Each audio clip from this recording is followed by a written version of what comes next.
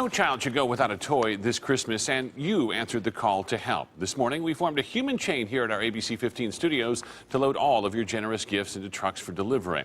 This is our 12th year of Operation Santa Claus, collecting donations for families in need. 4 Valley charities benefit, but today, one lucky donor from Anthem got a gift too. And let's give it a try. Nope. Oh. Seems like everybody was getting a boop, so I thought I was going to get a boop.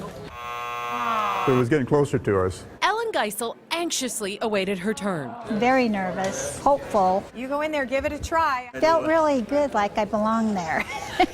Step into the big truck. I'm keeping the truck. Oh, she's keeping the truck! Then, the moment she was waiting for. I couldn't breathe. I just kept saying, oh my gosh, oh my gosh. It happened. I'm just really happy and excited and very surprised. The whole experience was quite a surprise for the Geisels. I put 1 ticket in. Usually we don't put it in. In fact, she was close to not even entering the drawing at all. And she says, no, don't worry about it. I said, Ellen, you have to fill out at least one. Ellen donated hand-knit blankets she made herself, I hope that they'll be useful to the person who receives it. adding that extra love and care during the holidays, never once thinking she'd win this big. I'm going to have to learn how to drive it because I don't drive big cars. A problem she says she's more than willing to have. Just one chance.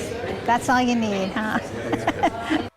It was such an awesome moment this morning, but you're rooting for everybody to win. They all had great stories, and we can't thank you enough for opening your hearts and your wallets for Operation Santa Claus. Can't imagine that feeling of starting that thing out. This year, you helped us raise, by the way, $803,000. That's $200,000 more than last year.